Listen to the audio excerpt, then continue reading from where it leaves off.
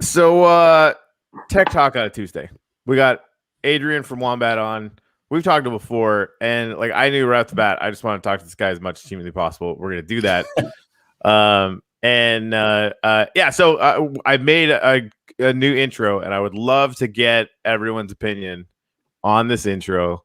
It might be it's bridging the gap between one of the dumbest things I've ever done and maybe also brilliant. It's probably leaning towards one of them, and I don't know which one it is.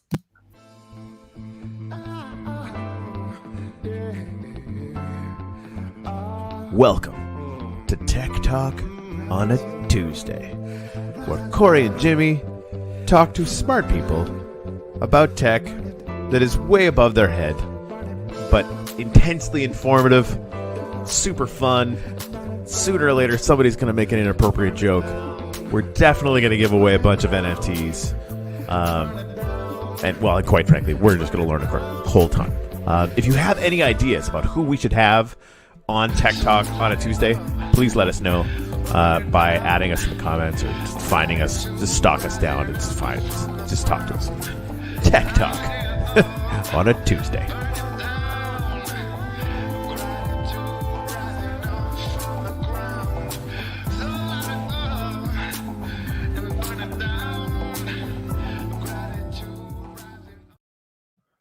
Boom. I missed my calling. Like, I don't know why I don't just make stuff like that all the time.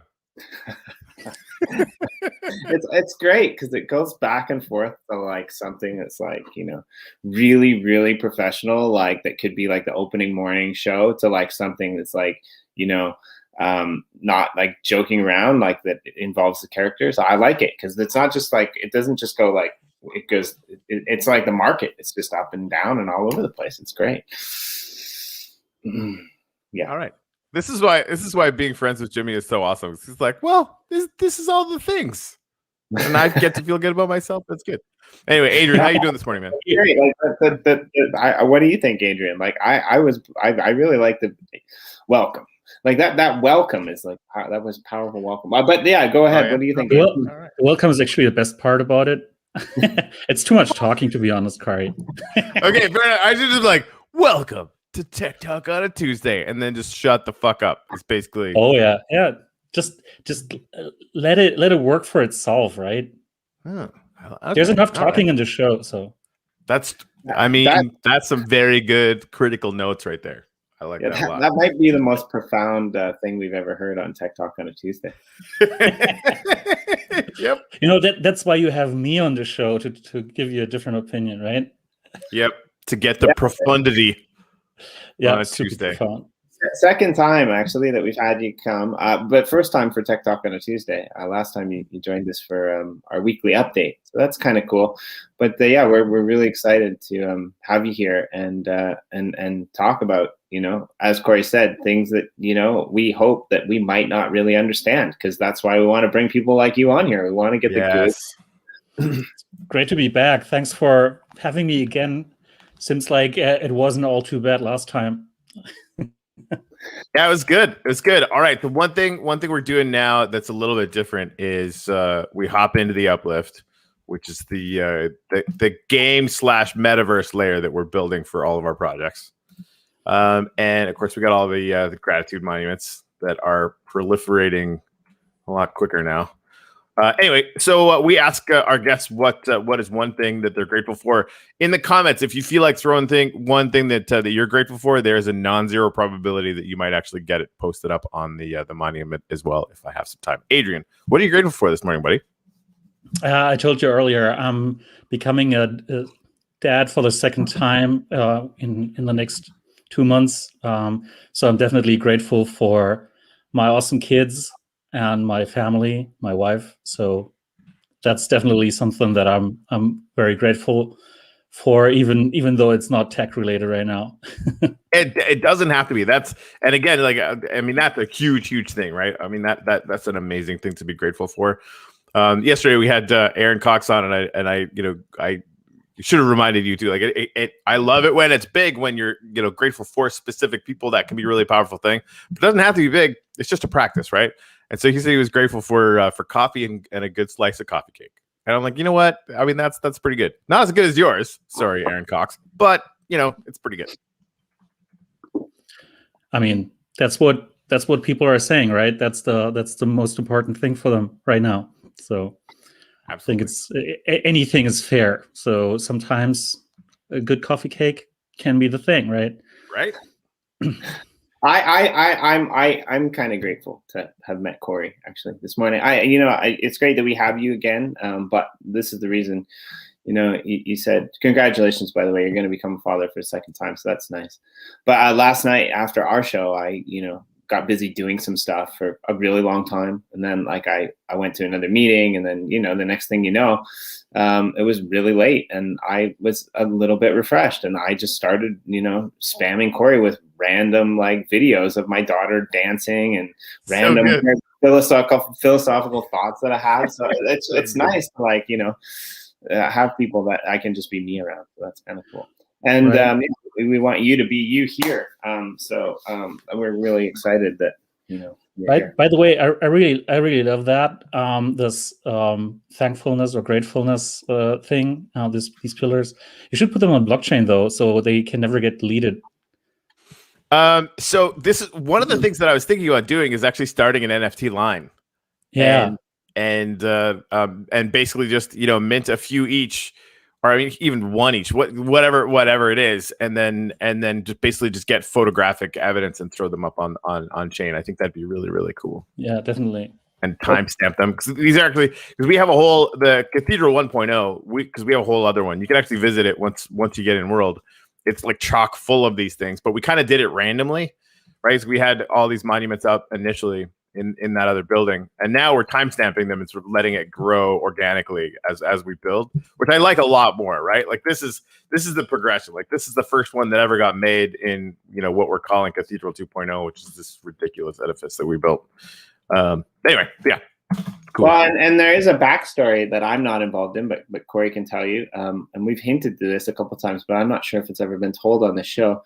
But right now, certain parts in this cathedral is locked, so nothing can be built on it, or nothing can be torn down unless you have special privileges. And there's a reason for that, Corey. Oh yeah, I mean, we're launching the Uplift.world, where you're gonna basically be able to own land key NFTs that will give you complete and total ownership rights over whole sections of this world, which is freaking huge. We had a meeting yesterday with a super tech nerd who's going to be working with Uplift.art and some other projects we're working with. He's like, how big is it really though? Like, is it big enough to kind of handle everybody? I'm like, well, is the land surface area of Neptune big enough? Yeah, so because that's and it really because these things have a theoretical limit because nobody's really ever tested it. But we're gonna have people that are exploring out into the boonies and never come back. Because there's just too much space, so we're not going to run out of land, which is going to be fun. We should be launching that in about a few months. That's the other thing too, and we can talk about this later on, Adrian. But I started a community cluster of all the different projects that we're connected with, and if you guys, the Wombat wallet is game or wants to take part in it, I'll actually grant you guys a bunch of a land in that cluster, and it actually comes with 55 little pieces that you can give away to your community. So sure. Anyways, yeah, it's gonna be fun. There's that filled up. We had 4 or 5 people that were kind of interested. I think there's 16 now. It kind of got crazy. Anyways, well, that wasn't entirely where I was going, but that was the thing. Your leading questions are not good. Here's a little note. Because he did that a lot. Hey, you want to talk about this thing? And then I go off on some rant. He's like, yeah, not that, dummy. No, I like it. I like when people. I'm all about ranting. You got some, yeah. But no, what I wanted you to tell the story. I was just going to ask you then. I wanted you to tell the story about the first temple that got completely decimated. Oh yeah, well yeah. The reason why we learned how to control regions in the first place is because we're still we've been in Minecraft for about a year, building stuff, and of course we're gonna have cryptocurrency rewards popping out for in-game actions, and you're gonna be able to mine NFTs, which is gonna be fun, all that stuff, right? But the reason why we started learning about it is because we built this, not as big as this, but for me it was the biggest thing I've ever built in Minecraft. And some little fucker came in and literally figured out how to create a platform where you could bomb shit from the air and destroyed it like it was World War II. Literally half of it was just crumbled out. we're all like crying, and I mean, we built back better, damn it. But it was. I'm still a little traumatized. But I think that's a good lead into like a question that I've always wondered that maybe you can answer, right? Like, so when it comes to gaming, because like you guys do a lot with gaming, right? Like Womplay and all of that stuff. When it comes to gaming, like, what needs to be on the blockchain, what can be on the blockchain? Because you brought it up, you said like you should put this on the blockchain, right? Like how can you, like, I guess our idea was, with an NFT, because I don't even know. I read this today, and it might be true, it might not be, but it kind of seems true. NFTs are kind of like the new ICOs, except you actually get something that looks cool or really bad, depending upon the image that's on the NFT, right? So like NFTs and gaming, like it's the idea is there, but in general, Womplay, what you guys are doing is you're rewarding people to play games, but there's not probably that many NFTs in the majority of those games, right? I believe what you did with Chainwise Group incorporated some NFTs. Some games have NFTs like Alien Worlds, but it's a little bit rare. So where do you see the future of gaming and NFT colliding in places like the Uplift? Like what are the potential possibilities to be able to integrate that into the network and stuff? Yeah, so that's a very interesting topic, because I think that we've been going in getting to this from a different direction than most of the others, basically in the NFT and blockchain gaming space right now. So what we're building with Womplay is basically the interface to average people who don't have a clue what blockchain or NFTs are, right? And we're kind of trying to bring to them the benefits of blockchain and blockchain-based assets without them having to realize that it's something different than what they're used to, right? So that's, you're right. Most of the games that we have on Womplay, for instance, they don't have NFTs, right? They are just usual games. So we're basically building a crypto or a blockchain layer on top of those games, where you can get assets that then live on the blockchain and for interacting with this game, right? And ideally, later on, we will be able to feed them back into these games without these games having to do anything in terms of integration for that, right? So right now, it's basically this unidirectional thing where you play a game and you get rewarded in crypto for playing this game. But the grand vision, obviously, is that becomes bidirectional, and we can feed these assets back into these games without disrupting these games, right? Because right now the majority of gaming still is going on. Sometimes we don't realize that, right? But the majority of gaming is still going on without blockchain. And to me, it's kind of hard to understand by now how I could spend hundreds of thousands of dollars or euros in a game where I don't get to keep the assets, and they're gone once I stop playing, right? But that is only because I have played a bunch of these blockchain games, and I kind of got used to that, and I kind of got hooked on that. So I think that we have to go like in different paths. And one path, obviously, is to just build these multiverses and like I don't know, sandbox and blankos and so on, where we're building these multiverses, and you have all these people interacting with it in different ways. But then again, most people are just playing games like really casually, right? And they just want to like be good at the game or have fun playing the game, and they're not really thinking in terms of, okay, how can I make the most money out of that? How can I buy some land and stake tokens and stuff like that? They're basically just thinking in fun categories, right? And it would just be so nice if we could award these people for their time and effort and money that they've spent with stuff that they can actually keep or resell later. And this is the first part that we're basically trying to achieve with Womplay, that we add this kind of blockchain-based layer to games that have existed before, and that people can just play, and they don't need to worry about like private keys or staking or whatever, right? And then in the next step, we'll try to integrate that as deeply as possible with these games, and potentially feed that back. So if you're new to Womplay, number one, no NFTs for you, because what's wrong with you? How haven't you figured this out yet? Just kidding. Number two, yeah, see, there's things I don't do well. Leading is one, and jokes is another.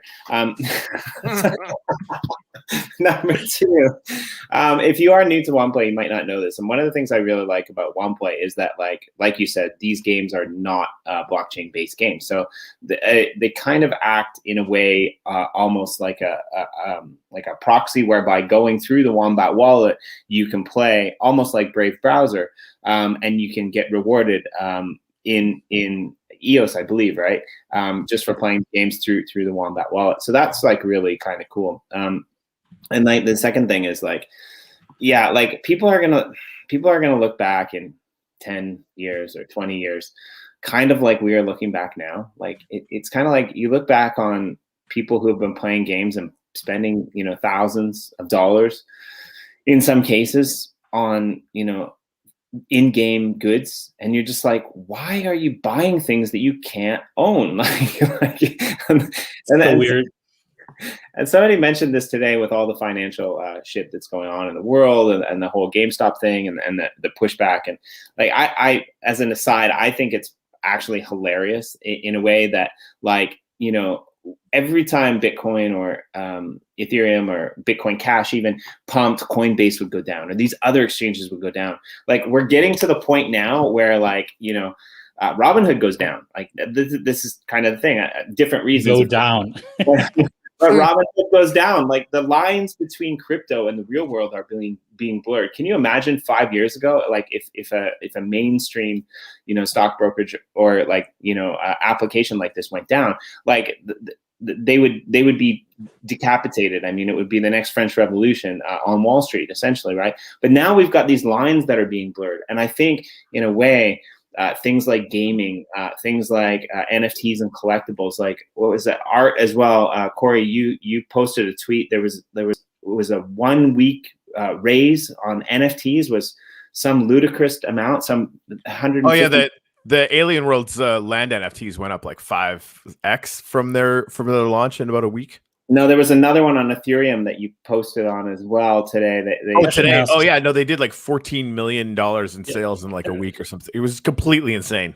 Hash masks, right? That I think so.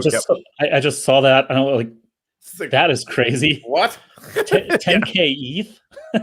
Yeah, that's a lot. That's a lot. Yeah, so I think like these what do you call them? These areas of blockchain that were like, they're not even going to stop at the moon, man. They're just like, it's going to, like, they're going to put on Star Trek badges and be beamed up to wherever Scotty is. Cause like, that's really like, it's really crazy. And I think that's happening on multiple ends right now, right? So you have this blending of communities as well. Not just blending of technologies, it's also blending of communities, where you have like the Reddit folks, like the Wall Street Bets folks, who are jumping from GameStop stock to Dogecoin to Bitcoin to XRP to whatever, right? And it doesn't matter anymore because they know they can trade all these assets in kind of the same way. And on the other hand, that's also very close to like the gamers, because there's a lot of gaming stuff going on Reddit as well. So that like the audience is blending there as well, right? And so now you've got Nifty Gateway and all these big sales there, and then you have hash masks and all, like there's so many things going on at the same time right now where you don't know, it causes a lot of FOMO with a lot of people. I'm like, including myself sometimes. I was like, oh damn, I missed out on that hash masks thing, right?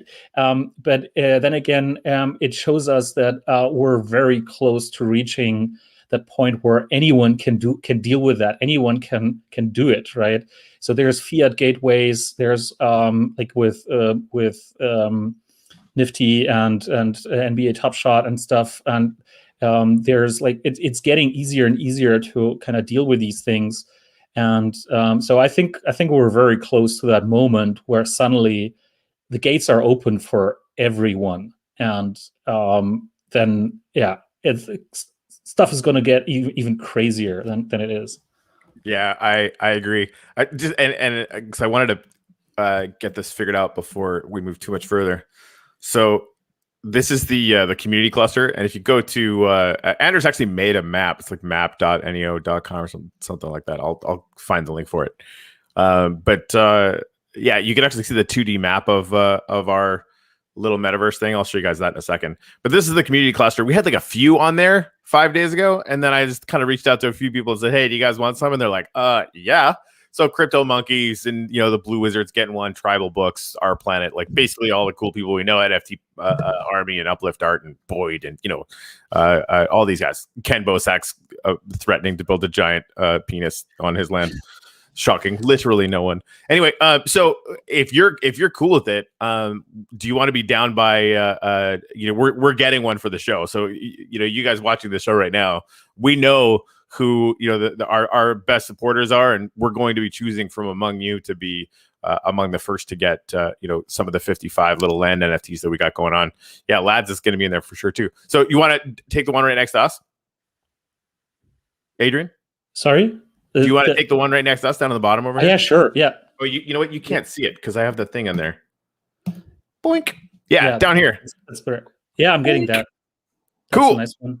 It's pretty good. And there's gonna be a rail running through all of this from Central City, going down past all of this to the southwest, where I'm building a giant temple to Bitcoin. That I'm looking forward to showing you guys when that is a little bit further. I should have let everybody know.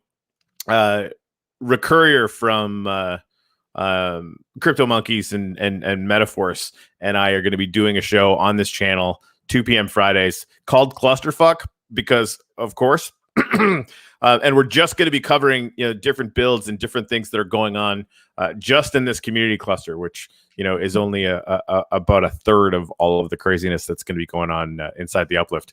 I wonder if so this is the map. And a bit of like there's been some people from different teams that have went in. Like Seth has basically uncovered all of his land. He's seen everything that's on it. Like for the Boyd team, like that's for Boyd. Yeah, this is him over here. He basically went. This was all black a little while ago because nobody had actually been there before. Awesome. And so he went and checked all that stuff out. So yeah, this all the little stuff here is going to be the railway going into Central City. That the place with all the monuments is right here. And you can actually see I'm right there. Like this map is actually live. So when people are on it, you're going to be able to see it in real time. And we can actually track people building stuff in real time. And you could do 3D on the map, which never ceases to entertain me personally. Yeah, it's pretty cool. Yeah, it's fun. It's fun. And Corey keeps yelling at me for this, but like this is my favorite thing about it is like somewhere on your property in your land, like you could put up billboards and like videos that like show what games are trending on Wombat Wallet and stuff. Yeah, right?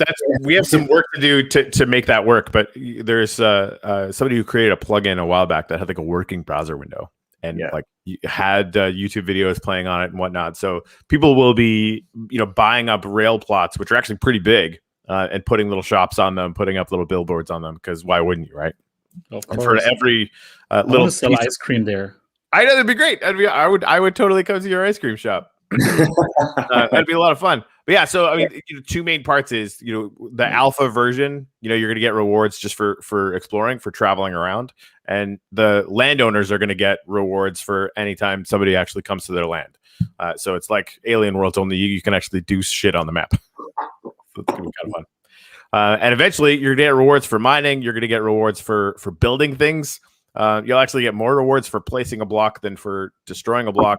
And you'll randomly be able to earn, find, mine NFTs and wax. We were thinking about doing our own cryptocurrency, minting our own token, and then somebody donated 1 million wax to us. So our prize pool is going to start with 1 million wax. Wow. And half of the secondary market percentage that we get from anytime anyone, because each one of these pieces of land is going to be an NFT, right? So anytime we get any money in the secondary percentage, 50% of that is going right back into the rewards pool, so that we can keep that growing and growing and growing, and make it a sort of perpetual motion machine of money.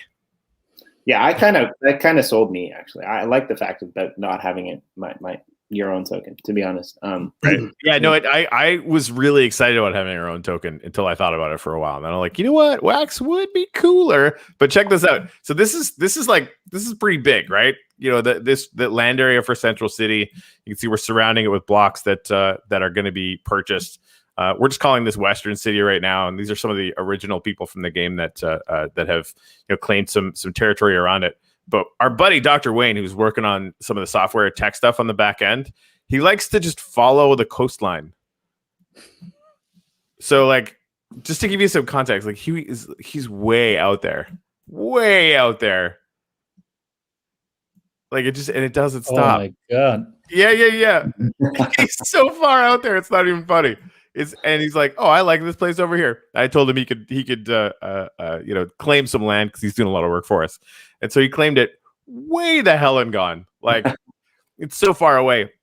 And to give you some context, so he's about minus 25,000 meters out. So that's about 25 kilometers out. You can actually go 60,000 kilometers by 60,000 kilometers. So it is approximately the land area of Neptune, if Neptune had any land, which of course it does not. So yeah, I mean, we're getting really, really excited about it. We're not going to be done, building the tech stack for it for a couple of weeks, but that's why I started working on the whole community cluster. Because I'm like, who can I bring in that would be like really freaking fun to have around? And so I'm super stoked that you're going to join us for that. We're going to have to find a method to get that out to our folks. Well, that's what I like about it, is because like a lot of these different community clusters, they'll kind of come up with their own methodologies on how to operate their little areas, how to give out, how to entice people. It's going to be like it's going to be really cool. It's going to be like a UN of Minecraft blockchain gaming. It's going to be great. You can have all this. Yeah. One of the things for the center part on the map for the community cluster.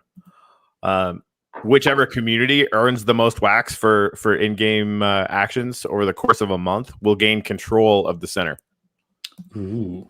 Right. And, we've had, and it's funny, like you can always spot the different kinds of people, right? Like some people are like, oh man, we'll host a party there, or like we'll host an advertising thing, we'll host an event there. Some people are like, oh, let's do an amazing collaborative build with all of the people and stuff and like coordinate it there. And, Ken's like, I'm going to make a bigger dick. He hasn't actually said that. I'm sort of inferring based on previous conversations, but anyway. We need to make a montage for when he comes back on, just to play how many times you've said that. Yeah, right. Which one of us is obsessed again? I don't even know. I think so. So I'm gonna go back a little bit, because I think this has to do with kind of what I wanted to ask you as well. So what you were saying about Wombat and gaming and just building things for users, this idea kind of struck my mind, and as Corey does as well, I think about random things at different times, and I've been thinking recently about like I got kind of told that this wasn't a good thing to say, but I don't care. I'm going to keep saying it. The value proposition of like EOS and EOS.IO technology, right? And there's a lot of sentiment recently that's just like, oh, there's no liquidity. I mean, like EOS people, they just say Ethereum sucks. Okay, I'm not saying Ethereum sucks. I'm just saying it's not usable for the real world at this point in time. And they're at least 2 years out. And as Corey says, they've been 2 years out for the last 5, 6, 7 years. So like, here's my thing though, right? Like you've got Block One, who has done some really bad things, which we're not really going to go into, the things that I don't agree with, things that I don't approve, but they are releasing basically tutorials, with their blockchain for business thing to onboard companies in a regulated manner, right? Wombat Wallet is building things like with social logins. To be able to like make one of the worst things about EOS, which is like onboarding people, easy, right? You don't have to go to an exchange and then move PayPal and do all of this stuff with what you guys have built. You've got EOS or Ultra, who's building this like massive gaming platform. They've come into beta. Wax has got their onboarding solution and all of their NFTs and stuff. And I'm kind of thinking that the value proposition right now for EOS is that like when the mainstream does actually figure out the value of crypto, EOS seems to be the blockchain that seems to be building the most easy path for people to understand that aren't in blockchain, right? Like if you're coming across from Ethereum and you're like, oh, EOS is shit, like you got to go through 5 different exchanges. That's okay if you say that, but you're starting at you're starting from a different point than 99% of the population, right? You're starting from the point of like having to figure all of that out and open an Ethereum wallet and figure out what private keys, how to get onto a block explorer, MetaMask is, all of this other stuff. So I kind of wanted to get your take on that, because kind of with the Uplift, it's kind of the same thing.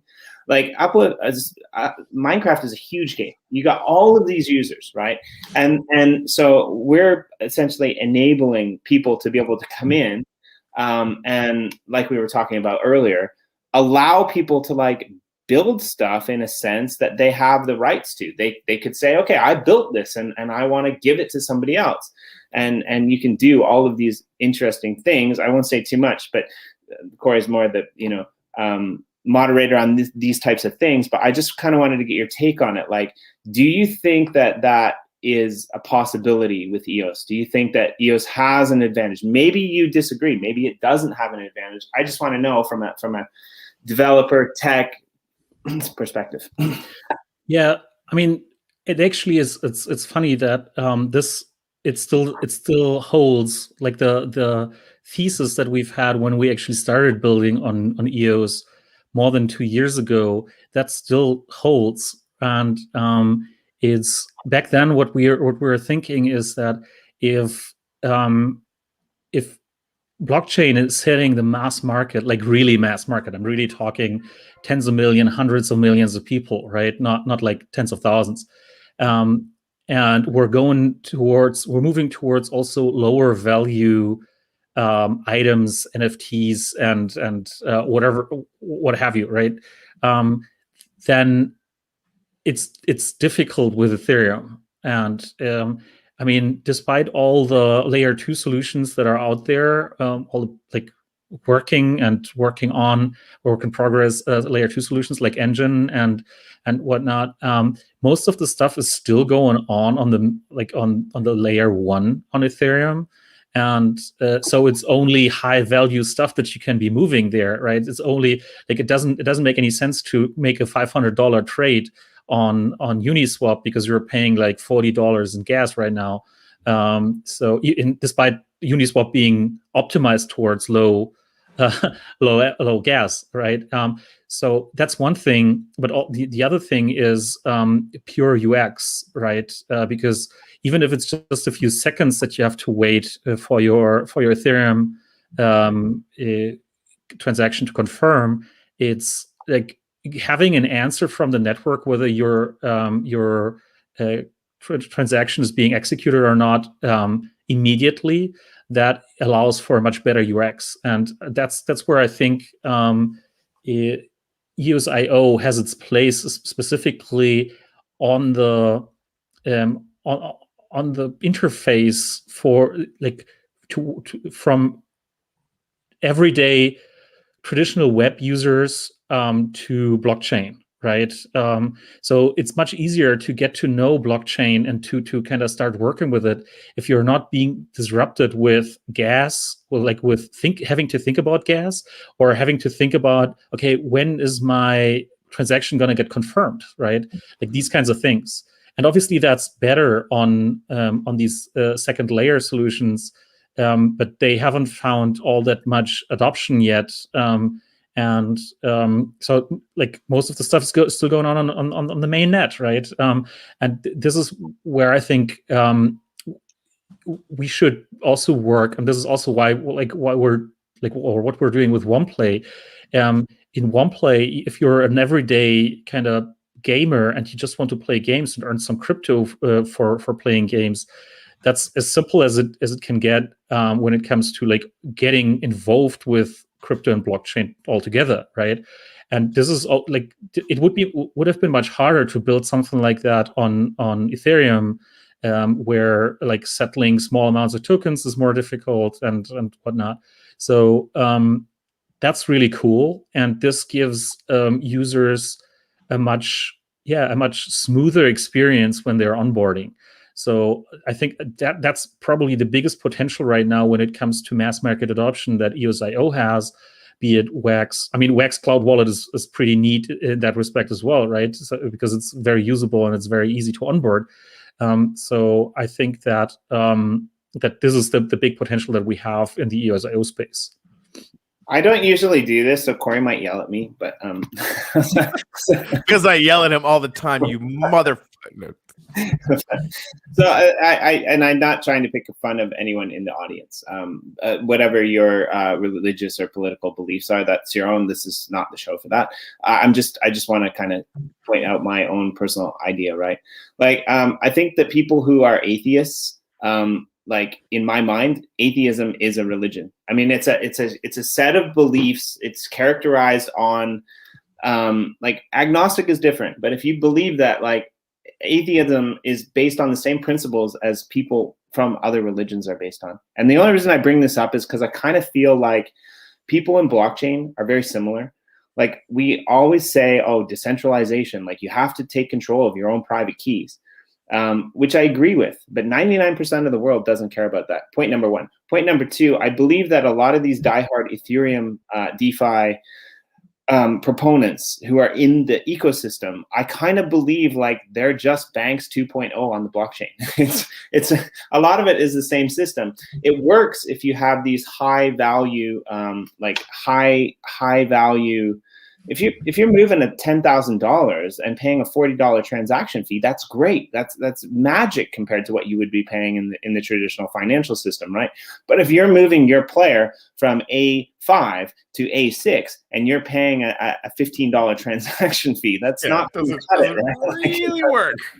It doesn't work. So yeah, a weird kind of aside there, but I'm hoping that it made sense to at least someone. Before we get too far ahead, though, I wanted to go back because Mustafa had a question actually that pertains to you exactly. He said in Womplay he was playing Chain Clash, and the update has been pending since more than a month. Is there any plans for an update or what's happening with that? I know Chain Clash is something that you were affiliated with as well, so maybe if you could give them a the connection somewhat broke up, but I think I know what you've been talking about. So there's two things here. One thing is Womplay and the listings that we've had in terms of games on Womplay, right? And the other thing is what's happening with Chain Clash. And so I'll answer these two separately because some people have noticed.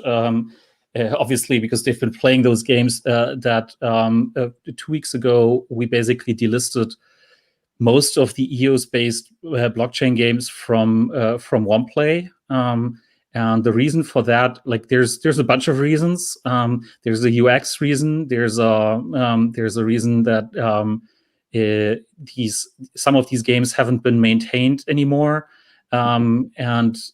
so there's like a few reasons here why we decided to delist them, and that included Chain Clash, because from a UX perspective, it's just much more difficult for the average user to understand why they should download a wallet first before they can actually play the game inside the wallet, right? And this was kind of disrupting our user experience, and so we basically decided to, like, for now, delist them. They're still playable through Wombat. It's just that we're not paying you to play these games inside Womplay anymore. And instead, we're basically trying to list like much more mainstream games so that it's easier for people to onboard and see kind of high value content that's like really working smoothly. We've had a bunch of problems with some of the blockchain games in terms of fraud, in terms of cheating, and so on. It's crazy. There's been like let's give you a little bit of an insight. after we launched Womplay, and basically the daily active user numbers for these blockchain games that we've had on there, they doubled and tripled and quadrupled within a few weeks, because we've been getting a lot of players on them, at least to try them out, right? Most of the people didn't stick around with the games because, some of these games aren't like the same kind of quality that are used to with the other Womplay games. But then it became more and more lucrative for people to run bots on these games, like on Solitaire Duel and so on. So there was kind of a race where people would be building bots on Solitaire Duel to play solitaire, right, for money. And they would let these bots run 24/7. And then we said, okay, we have to protect our users, because they'll be losing money against those bots. There's basically no chance they could win, right? So that was a tough decision, because I always like to play these games, but I can't play them anymore myself, because I simply would keep losing. And so that's a bunch of reasons why we decided to delist those games, and that included Chain Clash. And with Chain Clash in particular, I mean, that's our game. We built that game, right? And we had huge plans back when we launched it, and we put a lot of effort into it.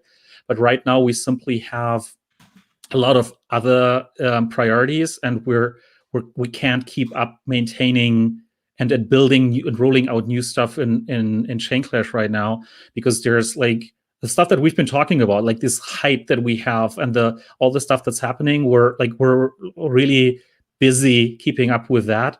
So we're still on Chain Clash, and we still love the game. And we have so many ideas for it, but right now we have to put our priorities elsewhere. So that's why, Mustafa will have to wait a little longer. I'm sorry for that. I mean, that all sounds pretty reasonable. By the way, we hit 31, and so I'm gonna start sending out some NFTs like crazy. Thank you to everybody who comes and hangs out with us weekday mornings, and thank you times 100 to the people that are sharing and inviting more people in here. That's super fantastic. But yeah, I mean, like if you have games where people are just gonna start losing money with bots or versus bots or whatever, I mean, that, I'm glad that you're being proactive and taking care of that stuff so that people can have a good experience, right? Because at the end of the day, we want people to be getting rewarded for their attention and for having fun, not for making a bot that's just gonna milk money. It's like super freaking lame. Yeah, and that's actually pretty funny, because you think like that's a new thing, right? It's a new thing that you can make money playing games like blockchain games and running bots on them. So it's funny that I mean, on one hand, it took so long for people to figure out that that's lucrative. On the other hand, that this has happened despite Solitaire Duel only having like 150 DAUs or so, right? And they are still making quite a bunch of money, and so people would get rewards, would earn some money on Womplay, and would spend the EOS in Solitaire Duel just to lose them. And that's obviously not what we want, but it's a hard race, right? We're trying to do other things about these bots, but it's a decentralized world, right? So they would basically just create another account and just keep on going. And this is super hard to prevent on an individual level, right? Especially as it's not kind of our game. So we would have to reach out to the publishers, and they may ban one account, but then another account would come up and keep on going, right? And that's the problem with blockchain and a decentralized world, where you can just permissionlessly create other accounts and go ahead and do the same thing over. And that's something that we have to face, and that's something that that's kind of a new phenomenon in this world, and that we all have to learn how to deal with, and how to kind of filter these folks out that basically just want to skim away money from actually real people who just want to have fun. I like how you moved Corey's milk money to skim money. That was a nice little tie in there. But I think like that's a really, like, if you think about it, like Twitter, YouTube, there's a lot of like scammers in the comments nowadays that are like pretending to be like well-known people, like and contacting them and say like, we're gonna cut, because you're watching our show today, we're gonna cut you on the sweet deal, send us this money and we'll, right, and like it happens in the real world. I mean, people get emails saying like they've got a long lost cousin in Estonia that's like dying of cancer and needs like a free trip home to America. Like, this isn't new, right? But I think you bring up a good point with blockchain, with gaming in particular. These are really tech savvy people that like some of them might be traders that are writing bots to be able to trade the market, right? And they're coming in and they're just smashing this, you know, system with, whether it's bots on, like whether it's Telegram bots, like bots on Twitter that are just smashing it with FUD, or whether, like you said, it's gaming that are just trying to like, you know, scam or milk the funds away. Like it's kind of a whole new world in that sense. Like, so I guess my question is like, maybe you don't even want to answer this because it's kind of putting your balls in a vice here. But like, what's your take on KYC? Like I personally think that like decentralization is great and everyone should have some accounts that are unknown, but in certain areas maybe KYC accounts are necessitated, especially if we're bringing in people from the mainstream. That's my take, but like, do you have a take on that, like as a developer in terms of blockchain?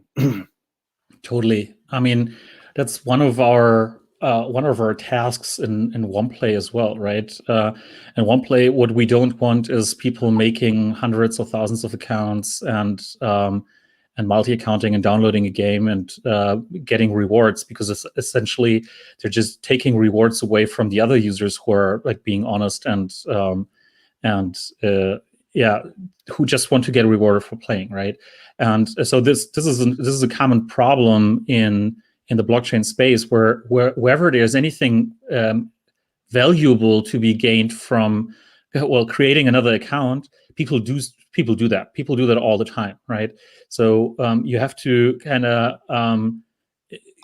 get into a mode where you find out who the real people are. I'm not saying good users, because we don't want to like deep dive into who's a good and who's a bad user or bad like, right? So that's not what, like, we don't want to make this distinction.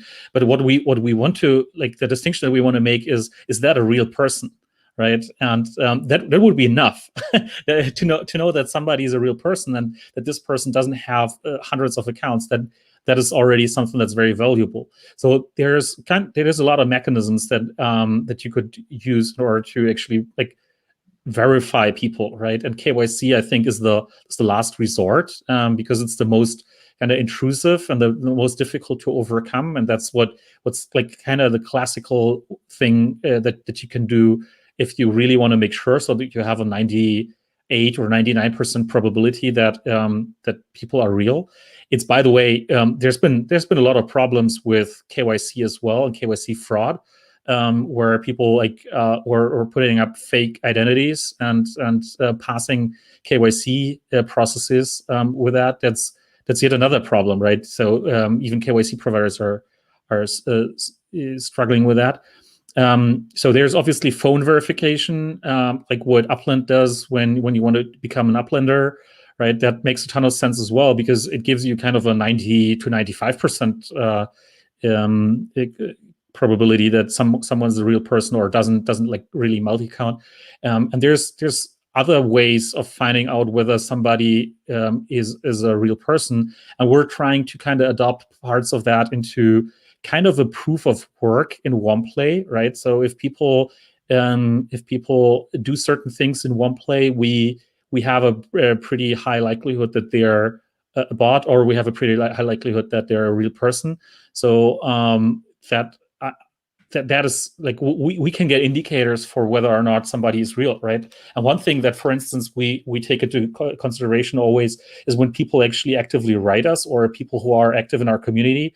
We always give them the benefit of the doubt, right? But we're generally being very strict on kind of multi-accounting and cheating in Womplay as well. And we have the problem. We do, right? Everyone has it.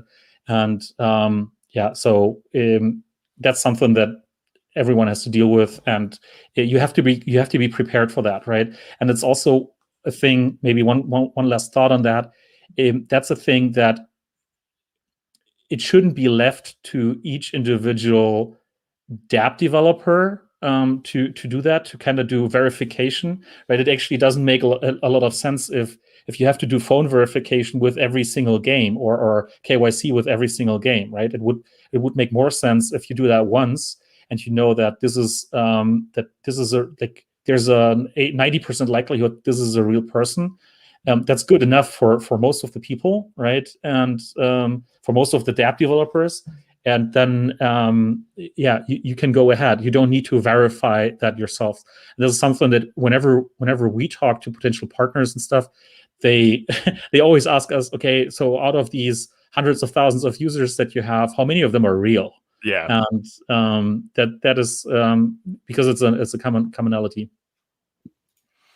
Yeah, I think it's interesting to think about, like, what are we? 1% of the global population is actually into crypto and blockchain, and I don't think most of the common users are going to care about this kind of stuff because they don't care now, right? And like, I mean, the problems that most advocates of blockchain, I'm not saying I disagree with them, but the people that, like, that are in this space are kind of, rebels. It is the Wild West because they're rebels, because they've walked further than anyone else, right? Like, it's like, taxes are theft. You should never pay taxes. Okay, sure. If you want to take a plane to Alaska, walk 50 miles or 50 days north of there when nobody is living, and you want to live there and never pay taxes, I'm 100% for you. But if you're driving on the fucking roads and you're walking on the goddamn sidewalk, then pay a little bit of tax, like, should you pay tax for Christmas lights in July?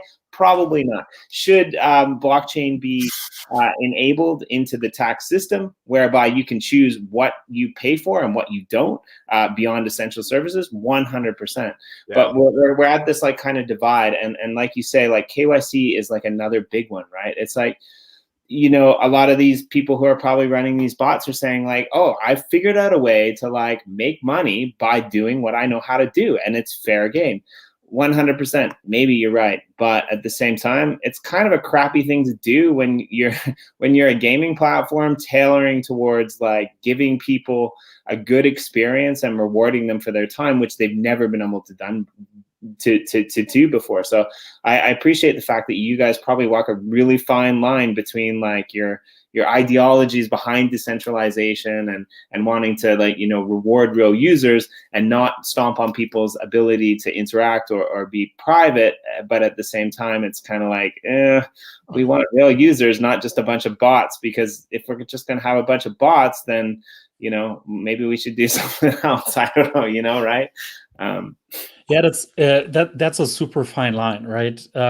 You can't get rid of all the cheating altogether. That's not possible. So you have to kind of make sure that you find the most severe cases, and that you kind of keep your ratio up of real people who get real rewards for doing real stuff, right? And I think so far we've been doing well on that end. And shout out to all the people who we banned accidentally and then unbanned later. That's like a funny story. Chirp, same thing. Like when we got into a situation where we first had the reward channels going up in Chirp, and we started getting, like, people started making hundreds of accounts because we hadn't actually switched it from getting 1,000 coins per account. So, and I remember Kurt saying, like, people aren't just going to create a bunch of accounts. I'm like, dude, what? Oh yeah. Okay. So we had, and over the course of a weekend, right? And of course, the programmers all kind of go home for the weekend or whatever. We got smashed. Like, I have trauma in my heart from that still. Like, just, it was crazy. The Telos account got freaking drained by a bunch. Like, it was really, really messed up. So you have to control for that, right? And one of the good things about the uplift, the Minecraft stuff, is it costs $25 to get an account, and you're only going to be able to use that account one time, right?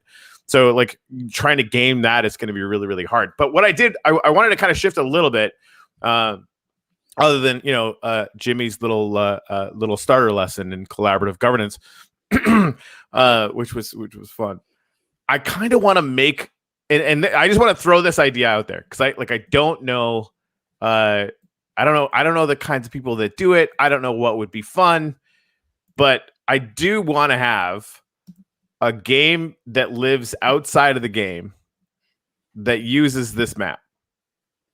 Right, so you could go just as an idea. You go to Wombat, you click onto the game. You don't need Minecraft, but it follows in with all the projects that are in the cluster. Like maybe you could do some kind of in-game action, and maybe you can click on that.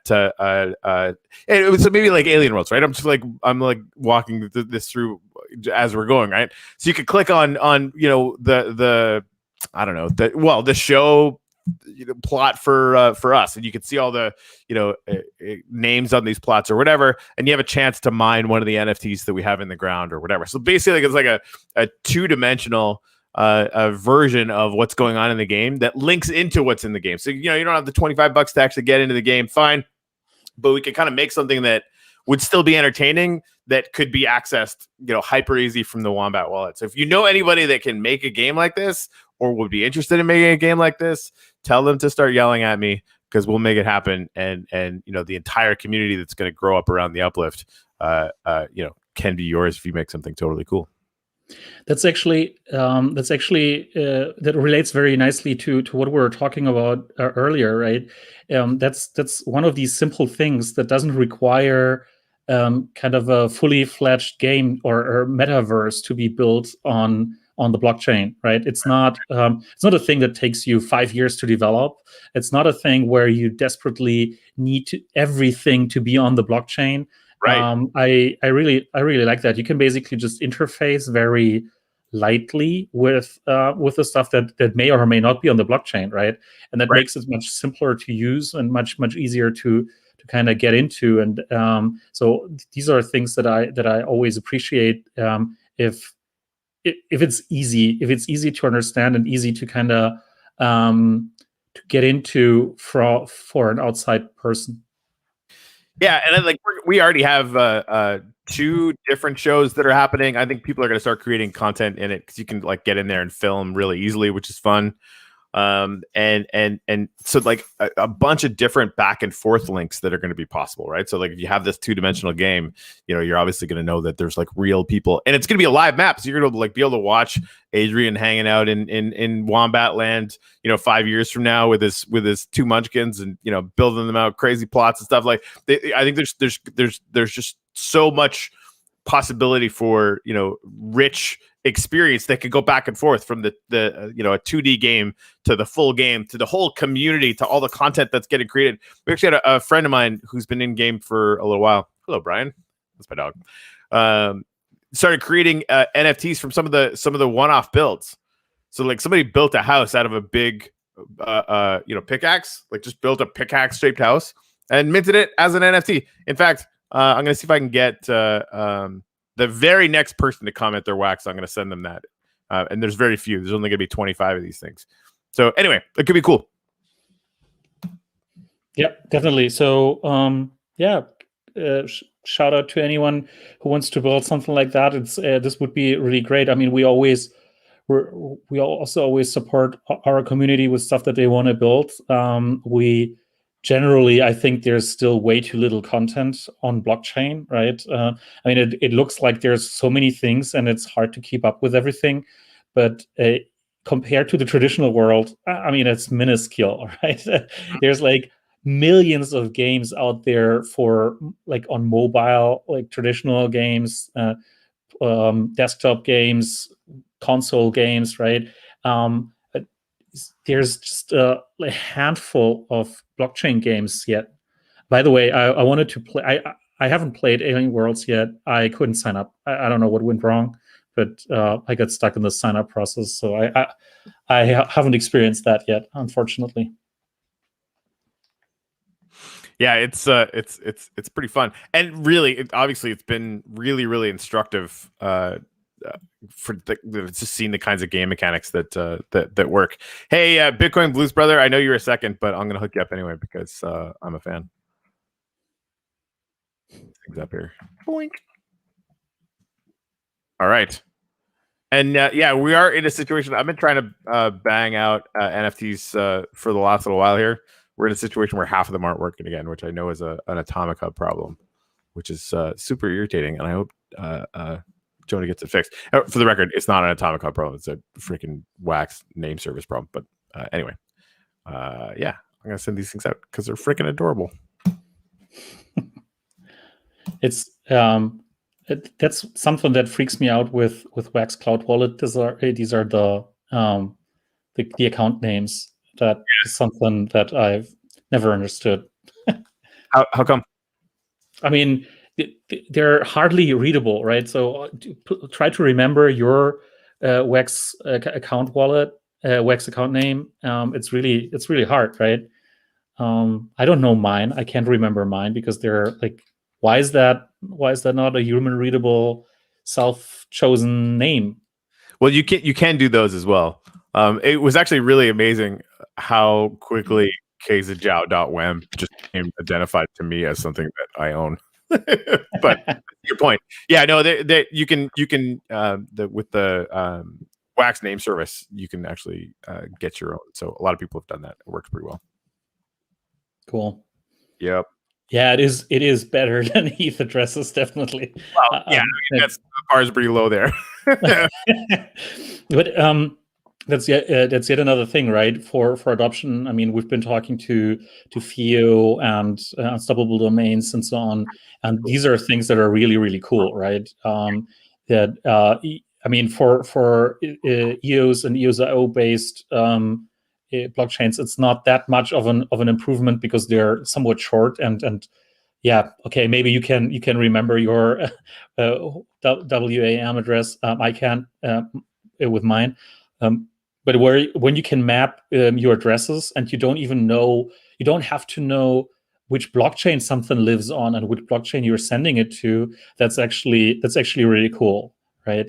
I'm always a bit fascinated by all these EVM compatible blockchains when you have the same address on, like, I don't know, Ethereum, and then on Thunder Core, and then on Binance Smart Chain, and it's just kind of weird. You basically get that out of the box because it's kind of just a hash, right, a public key.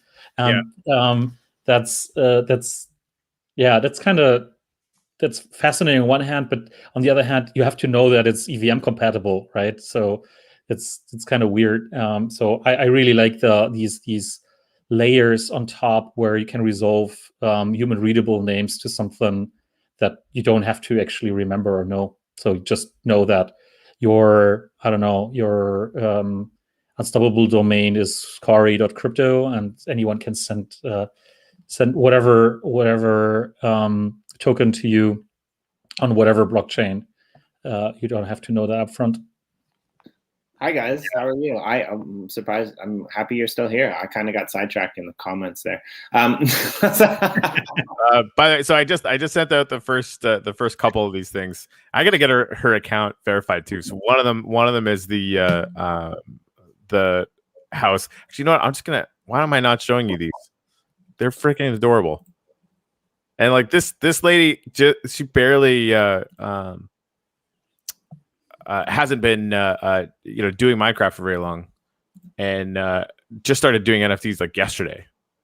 Sorry, this is all those things.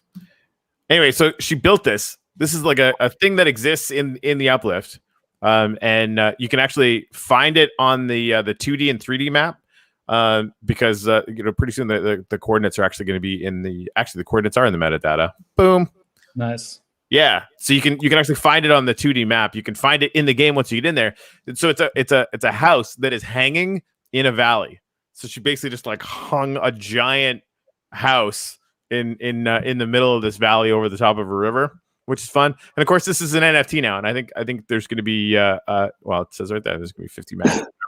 But she just started. So, and this is one of the things I'm fascinated about with this is that I fully expect there to be a plethora. I think Bitcoin Blues Brother nailed it. It's just we're going to be limited only by our imagination inside the uplift. You're going to be able to do literally, kind of whatever you can think of.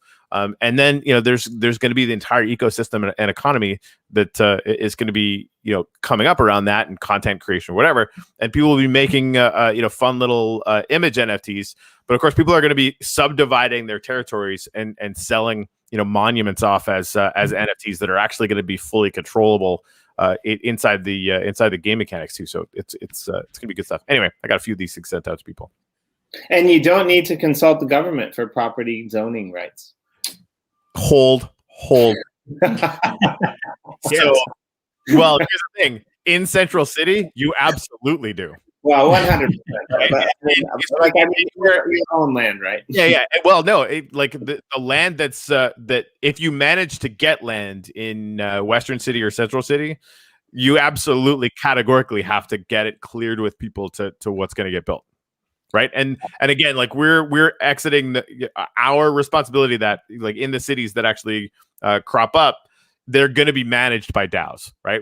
I don't want to decide. I want that to be iterative. I want that to be controlled by the landowners and players that spend the most time out there, right? So we're gonna organize that to the point where that's a thing. But there will be a committee of people. There's going to be an account that actually ends up getting fueled with money based around the economic activity that's going on in that area, right? We're going to fund that. And so, how that gets managed is going to be up to the people that sort of, get in control of those DAOs. And then what happens in that city is going to be managed to whatever degree they want to manage it. And that's, of course, increase the property value for everybody around it, right? It almost looks like I baited you in order to not look like the bad governmental, agency that wants to cap people's rights. But we all know that can't possibly be true because I'm really horrible at leading people. Listen. Back to the taxes topic, right? That good, solid callback and leading question. Actually, to be 100% honest, I didn't bait you. I actually, honestly, I mean, it would have been good if you had. That worked. It would have been good if you had, but clarity. Can we go back for a minute because I want to I want to say one thing. Somi Arup Das said you have to buy the names. I think he's probably referring to Fio. I don't think that's true, actually. When we had Luke on the show, the way that he explained it, I could be wrong, but the way that he explained it was that you're actually not paying for the names. Actually, what you're doing is you're paying for the resources so that you can use the network. Do you know about this, Adrian? Or are you not sure? I think the long-term plan is that you have kind of a subscription, but I think they're currently waiving the subscription fee, so they're actually for free. Yeah, through some of their partners, so you can get it free. But I think what the payment mechanism goes towards is that. And I would agree with Llama as well. Like a cross-chain address is one, or a cross-chain app is one as well. So, but yeah, that was all I wanted to say. I just kind of wanted to address that. So yeah, but I mean, these things are exactly tying into what we've been talking about all the time, right? It's got to be much easier for people to use that, and you have to kind of strip that complexity from people so that they don't need to handle this, right? I mean, email addresses are actually bad enough, and it's kind of weird that people got used to that, right? That you have this at and then a domain. So that's it's funny that people actually got used to that, and but I mean, at least they're human readable, and many of them are easy to remember. But this is the maximum of what we can actually put upon people in terms of complexity, and it shouldn't get any harder than that, right? So Ethereum addresses obviously, or Bitcoin addresses obviously won't make it ever. And it's clear we need simpler things, and that basically also strip away the underlying complexity of the underlying technology, right? You don't want to have to understand how the technology works, so you don't want to know what a hash is and what a private key is and whatnot, just in order to send funds from A to B, right? And it's just so cool that we have a possibility to send funds over the internet, like natively, but now it's got to be like super simple for everyone, and then there's like no way back after that, right? If it's comparably simple as kind of using PayPal, where you just type in somebody's email address and you send money to them, then why return to the old way? Ever? So actually, here's a question for you coming up on that. So I'm sure you're familiar with like crypto.com and a variety of other, depending upon where you live, a variety of other kind of crypto-backed credit cards. But I think the idea is great, actually. Like, it kind of speaks to your point, where you just have to be able to use it in the existing infrastructure. But I think today or yesterday, Visa basically came out and endorsed crypto and basically said that they're going to start allowing users to essentially do what, if my understanding was right, essentially do what crypto.com does and actually buy crypto with Visa again, because they banned that like in 2018, or allow people to sell into crypto, sell crypto into their Visa balance. So I guess it's exciting, really. I mean, a friend of mine told me 3 years ago, I said, what stocks are you invested in? He said, Visa. I'm like, really, Visa? Like, I'm a blockchain guy. Like, fuck Visa. But like, he wasn't wrong. He's like, how can you bet against Visa, right? And so I guess my question to you is like a person who's like trying to bridge the gap between, the real world that existed before crypto and the decentralized world that exists after. Like, are these companies now that are looking at crypto and saying, because some of them don't understand it, like it's possible that like some of these companies that are buying Bitcoin as a reserve currency, they don't really understand the power of what Bitcoin is. They're just doing it because they know that the dollar is getting printed like crazy and they need something, right? Sorry, long-winded question, but the question then is like, there seems to be a lot of these legacy companies that are kind of coming into the fold, and do you think that from a tech stack perspective of a company who has millions of dollars like Facebook or like Visa, billions of dollars to be able to throw behind tech, versus the people who have been, in the trenches building this tech out, like designing it, working together, even across various blockchains, is there who's going to win? What's the advantage of each? Like, I'm kind of wording this question weird, but like, I think you maybe understand what I'm trying to say. Like, is there maybe something you can enlighten me with on that? Not sure. I mean, I think first of all, it's great. I think that PayPal moving into crypto, Visa moving into crypto and stuff. That's a great sign that we're on to something legit, right? And it's just gonna make banning this on a governmental level much harder, because if it's just spread across hundreds of millions of people and companies like MicroStrategy, trailblazing that and stuff, right? That it's just going to make it much harder to get rid of the stuff, even if you wanted to. So I think that's really cool, and this can only help people to actually get hold of crypto, right? Right now, I think the biggest issue in most cases, right? Like you can't actually have the crypto if you buy it on PayPal, right? Yeah, right. But in Visa's case, I think you're right. It gives you the notion of having it, right? And then again, PayPal is only the first step, and yeah, maybe at some point they'll actually allow you to withdraw it to kind of a real Bitcoin address. That would be cool. But first, you're basically buying into the price, right? That's what most people are interested in. So you got inflation protection for everyday people as well, and that's cool. And it's got to be simple. But on the other hand, also when we're talking about real crypto and really dealing with it, the hardest part is actually getting into it or getting out of it later, right? So this bridge between the fiat world, where you can actually spend money to buy coffee or to buy a car or to buy whatever, that is it's much harder to do that with crypto right now, right? So as long as you have this double kind of world where the physical world is working mostly with fiat, at least in most countries still, and the virtual world is increasingly working with crypto. There's like this point where you have to exchange crypto for fiat and the other way around, right? And this is still way too hard. There's like way too high barriers in that, both from a UX perspective, from a cost perspective, and maybe obviously from a money laundering, KYC, AML, whatever perspective.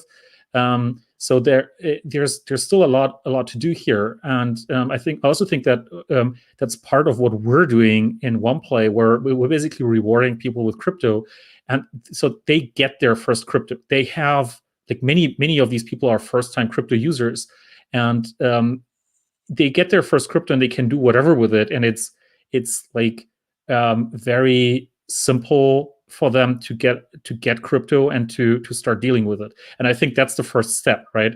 And then getting more crypto should be very easy. And I think that's what crypto.com, and then obviously derived from that potentially Visa can help a big deal with, to make it cheaper.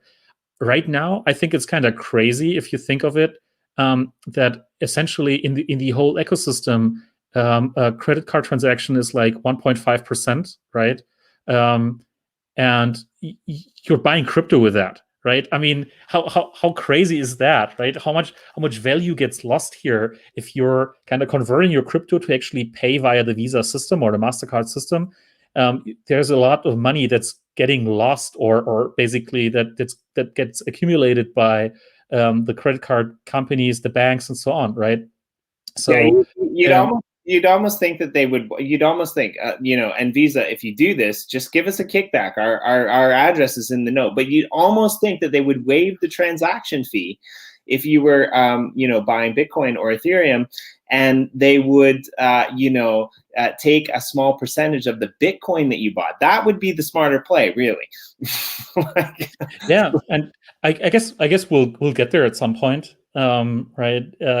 That when PayPal, I don't know whether it's on already because I'm not in the US, but once they allow you to pay merchants with Bitcoin, right?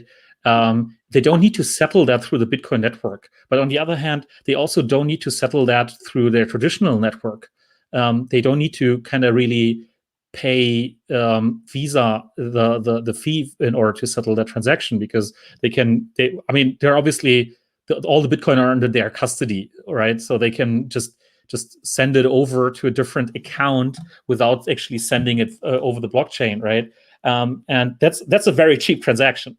So that's very cool. And as long as the merchant goes on and doesn't want to get fiat from it, they can go ahead and spend the Bitcoin on another thing that they need to buy, right? From another merchant. And so you kind of you stop working on the fiat system altogether. That's actually pretty nice. Yeah, so I have 4 things to say. That's why I keep throwing my hands up in the air. Number one, I think one of all the shit that the American legislation caused crypto, and I'm not. It is a lot of shit, but some of it was good. The one thing that they might have done right is like these custody solutions for banks and PayPal, like they have to hold 100%. Like where did that come from out of all the other bad things, right? So I think that's a good thing if you look at what's happening with the traditional finance system. I wanted to kind of say a couple other things that you made me think of. So a group that I was in, I read this thing by the founder of Telegram, and he was kind of talking about politics, and he was saying like the modern world is not separated into socialism or democracy. And maybe Corey and I kind of want to go on a show one time with Corey on the weekend and just talk politics, because he's really good at that kind of stuff, and I'm a philosopher and I kind of like it. And maybe we can do that now that we have this with Corey and Jimmy D show. Got out of politics, man. Don't bring me back. I don't. No, I don't mean like modern day politics. I mean like overarching like philosophical ideology. the governance models that we're going to start iterating inside the uplift, I will talk about that for 15 hours at a stretch. Because like those kind of things, right? So, but basically, what they were saying was this idea between like socialism or democracy, and this idea is no longer an idea. These are the founders of Telegram. They're saying that the differentiation now isn't between socialism and democracy. It's between centralized and decentralized. Because whether you're a democratic, multi-institution like Wall Street, or whether you're a socialist empire, it's the same thing. And so I think that's a really interesting thing to note, right? Like the fight isn't necessarily between whether you're free or whether you're not free, because you're really not free unless you're decentralized. So I thought that was like kind of an interesting thing to note there. And I think point number 3, I forgot. So let's just move on.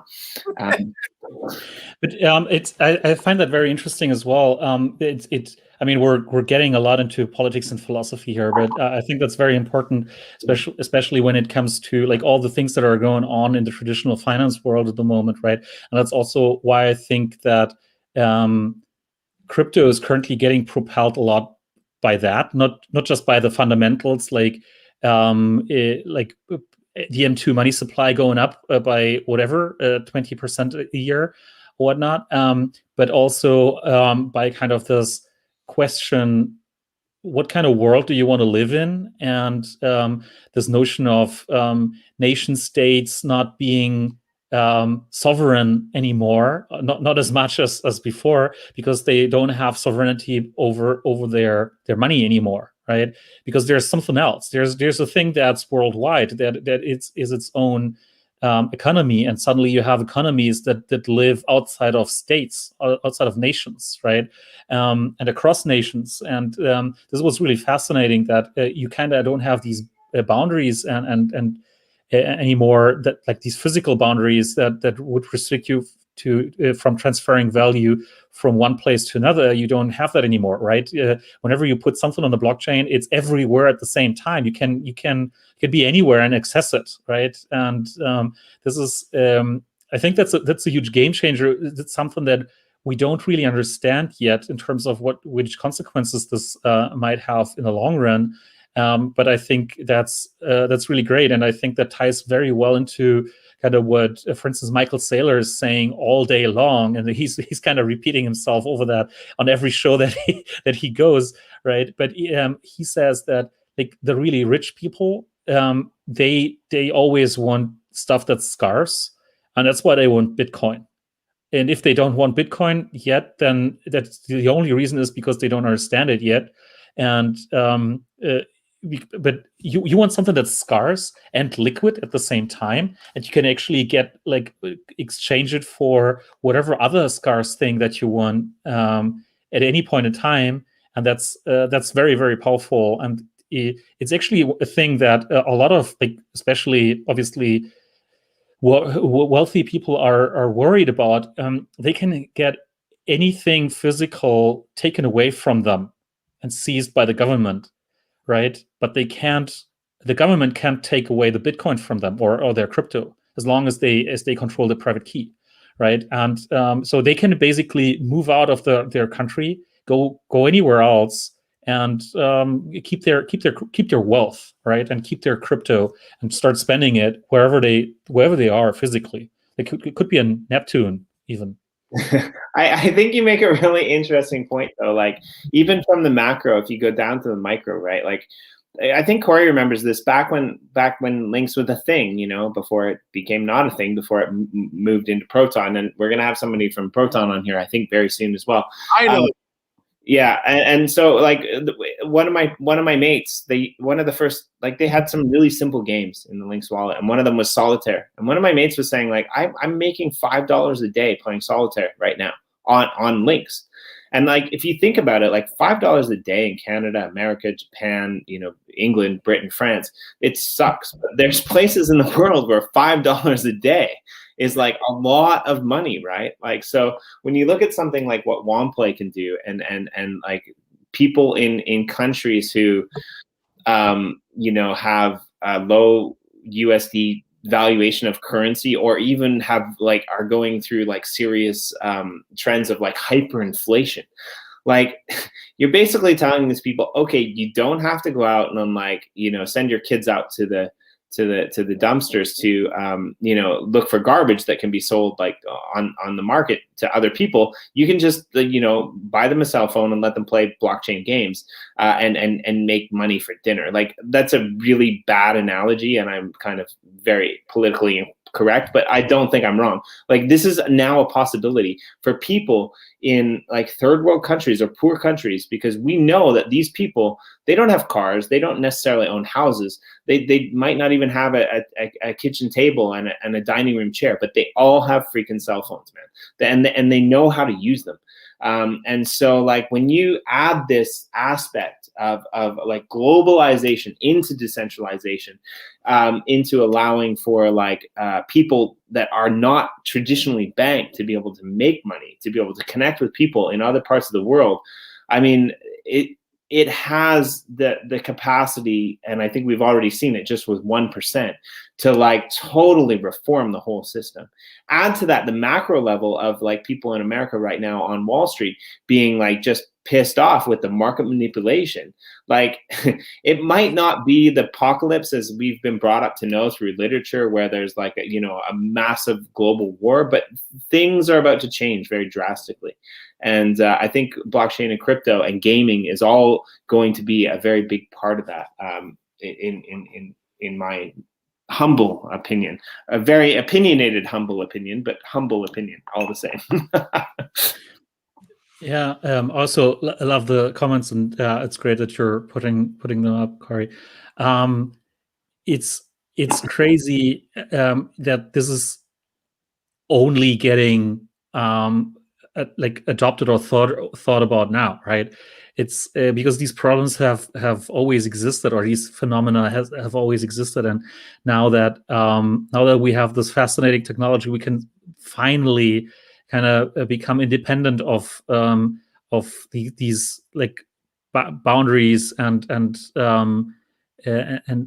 yeah, governments and whatever, right? So what I really love is that when it comes, for instance, to games, there's games that can be developed in any part of the world, and you can have value transfer to these, like between people or towards these games or out of these games from any other part of the world. So we have this team. There's this team building games out of Nigeria and Ghana, and they're building these games on Telos, right? I think their latest game is called Dragonfly, and it's just a fun Unity game and stuff, right? But now it doesn't matter anymore where you are, and it's totally globalized, because you can not only build this game, obviously that was possible before that, but you can also distribute it anywhere, and you can also get paid for building that game from anywhere.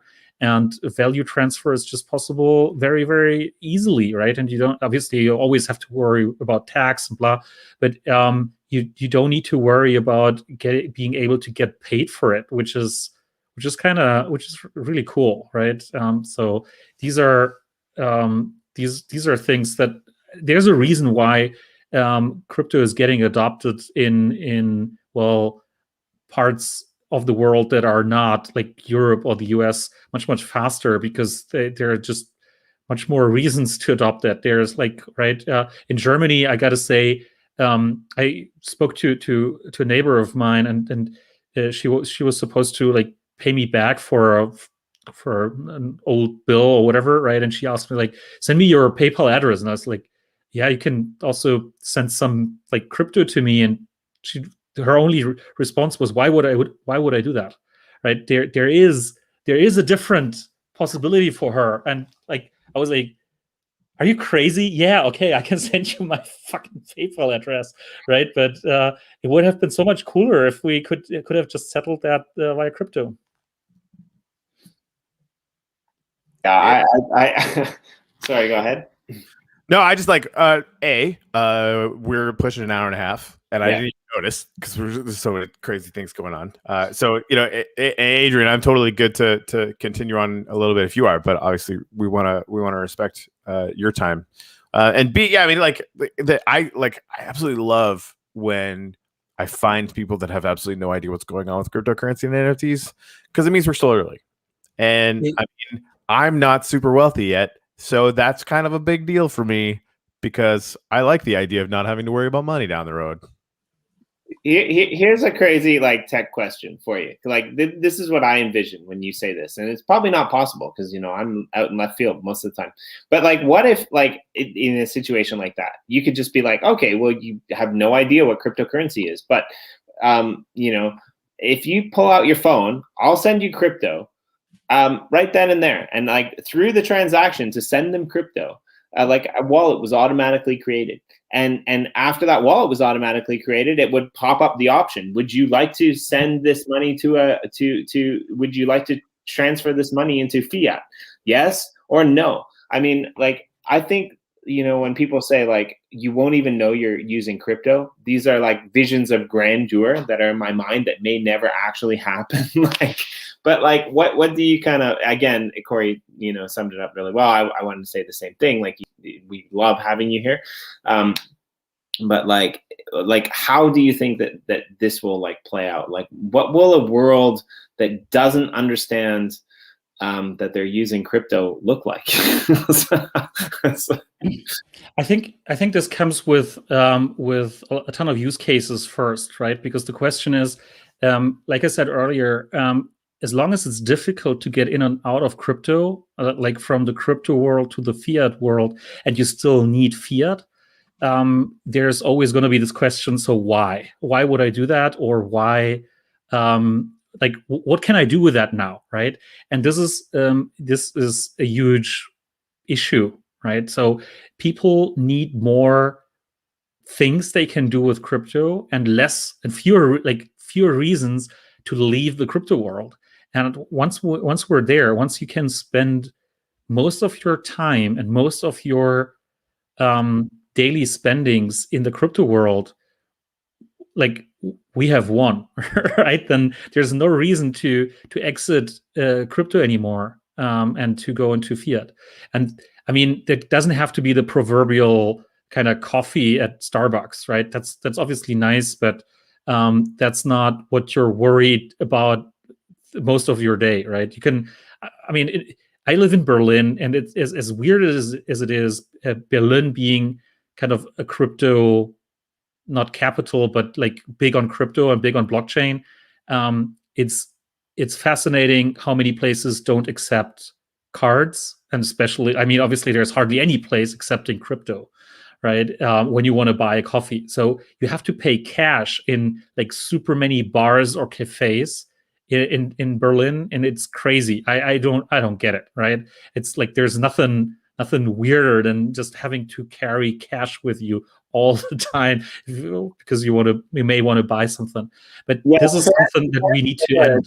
It's interesting when you think about that, because Japan's the same. It's still a very cash-based society, as opposed to America, where everyone uses debit card for everything, right? So I think that's really.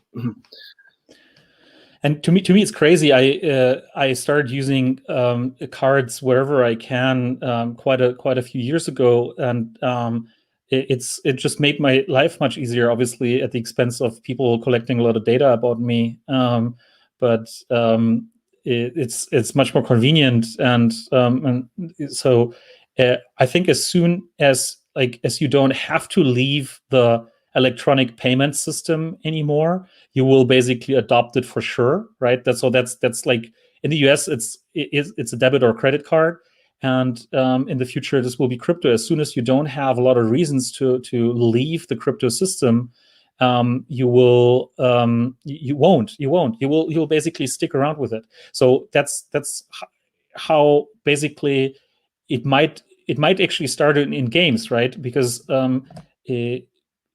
I mean, I'm not 18 or 16 anymore, so I don't play that much myself anymore. I don't have that much time, especially with my kids. But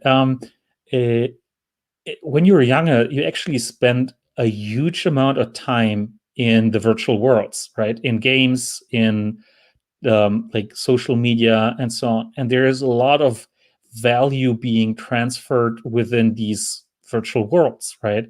And crypto is like very well suited to actually take care of these value transfers. And if you can get away without a card where you have to pay whatever amount of fees and wait for days until a transfer is done and so on.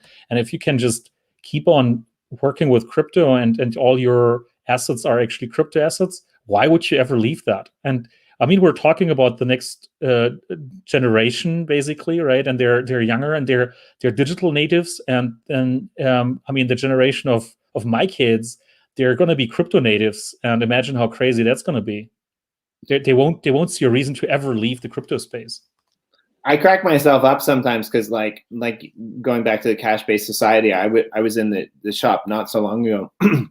And they asked me, like, because they're trying to move it away from a cash-based society here. They're trying to give people like little cards. And they said, do you want a card? And I said, no, I don't want a card. And Mrs. said, what do you mean you don't want a card? Like, it's going to be easier. Like, you just don't want to fill out the paperwork. I'm like, no, I don't want people tracking me. I don't want like the government to know what I'm spending where. Like, I don't need one card for every store. Like, this is crazy. This is why I'm into crypto. She's like, I don't get it. I pull out my cell phone and I like start researching. I'm like, oh yeah, okay. They're already tracking me on my phone. Like, I don't know what I'm worried about really. Like, but anyway, I still didn't get the card, but I remember what I wanted to say. And if you want, we can close it out after this. I forgot the last point, but you jogged my memory. They're saying the sentiment or what people in the market are saying now is in 2017, 2018, people were speculating on Bitcoin because they wanted to know like where the price of Bitcoin would go and how much fiat they could get out of it. They're saying what's changed now is that you have these big corporations, because retail probably still isn't in yet. You have these big corporations that are buying Bitcoin with no intent to sell it for a really long time because they're trying to push because they need some store of value. And essentially when they're pushing the price down, it's to accumulate more Bitcoin. So we're on a completely opposite, trajectory from where we were in 2017, 2018. Obviously the technology is probably better. I'm not a technologist, but I'm pretty sure you're going to tell me that it is. But yeah, I think like you're right. Like once all of these major corporations have their stash of Bitcoin, then maybe we will stop valuing things in fiat, in USD, and we'll look at sats, for example, or whatever we decide to. Yeah, I mean, as long as most of your daily life, especially for like consumers, is going on denominated in your local currency, you will probably also denominate prices for virtual goods in your local currency, right? So that's why also stable coins make a lot of sense right now, because if you think, okay, so you can buy coffee at Starbucks for like $4, right? Whatever, $5. And compared to that, what is a CryptoKitty?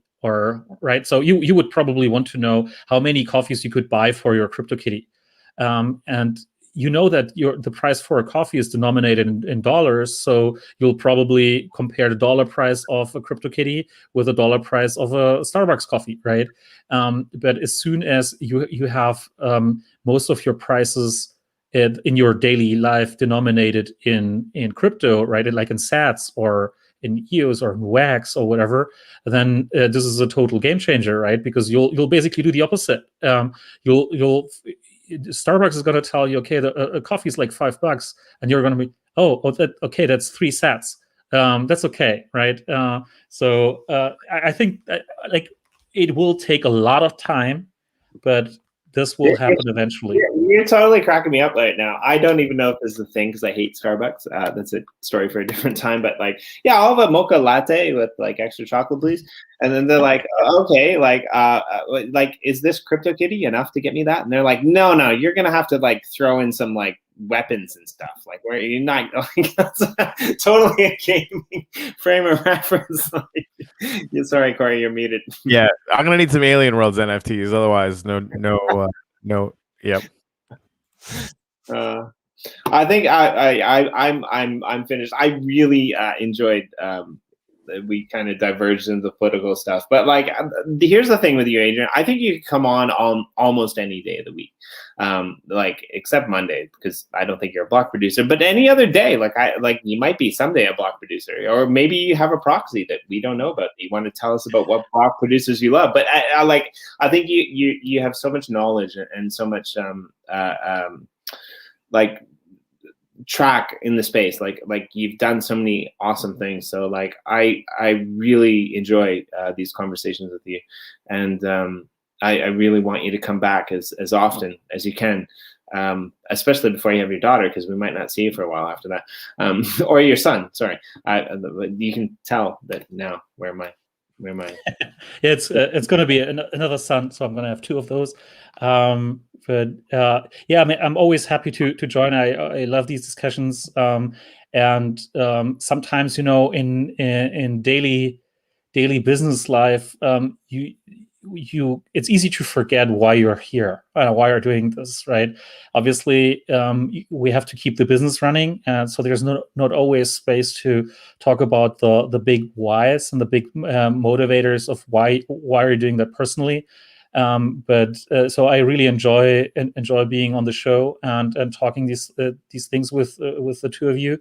And it's always great to see people who are jumping in and asking questions or commenting. And I really love, what's going on. And I really appreciate being able to be a part of this. So that's probably another thing that I could say I'm grateful for. But it's always a lot of fun and always a pleasure. And obviously, I'll be back whenever you want.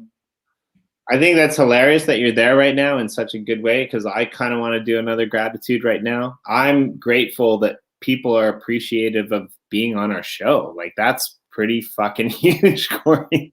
That's awesome. I'm really like, yeah, so Ken Bozak does this really interesting thing where basically, I didn't know this until, you know, I talked to him about it, but he has this thing on his website, and if you want, like, you can just go there and book a show with him. Like, he doesn't ask people, they just come on and like book themselves. And I don't know how he does it. He does it in a very technological kind of way. I just do it in the random, you know, end of the show kind of way. If you guys ever have an update or you ever have anything you want to talk about, like, hit us up, because we and all the people in our audience, we want to hear what's going on, because you're one of our favorite people in the space by far. You guys are doing amazing things between bridging the gap and like, yeah, I want to inform the world about how awesome Wombat, I don't know how to quite say it, Spielworks, Chainwise Group, Womplay are, and I'm really always looking forward to hearing updates from you guys as well. All right. Thanks a lot. There's going to be a ton of things that are I can hit you up about later. So 2021 is going to be a great year for blockchain and crypto, but also for us. So I'll be back. It's great. By the way, so I'm actually gonna mint this as an NFT. I was thinking about doing it before. I'm like, do I have time to do this? I'm like, screw it. So I'm gonna do it. And that way, all of the gratitudes on this thing that is now full will be immortalized forever. And I'll send you one once I get your wax address there, Adrian. That's awesome. And maybe have a few to give out on the show if we want to. That'll be fun. Definitely. All right, guys. I guess we'll see you tomorrow, since we do this like every day now. Oh, and yeah, we will see you tomorrow. And the NFT army is always here, but like, come tomorrow, because you're really gonna want to be here tomorrow. Like, we got some cool shit. Can confirm. Hey, thanks for the shout out there, Womplay in the comments. Looks cool. If you haven't gone to womplay.io yet, just leave here immediately and go check that out, because it's freaking cool. Anyway, guys, thank you so much for hanging out. I got the NFT thing working, so a few of you who didn't get NFTs, I'm actually going to work for the next hour to make sure that you do, and we'll see you tomorrow morning.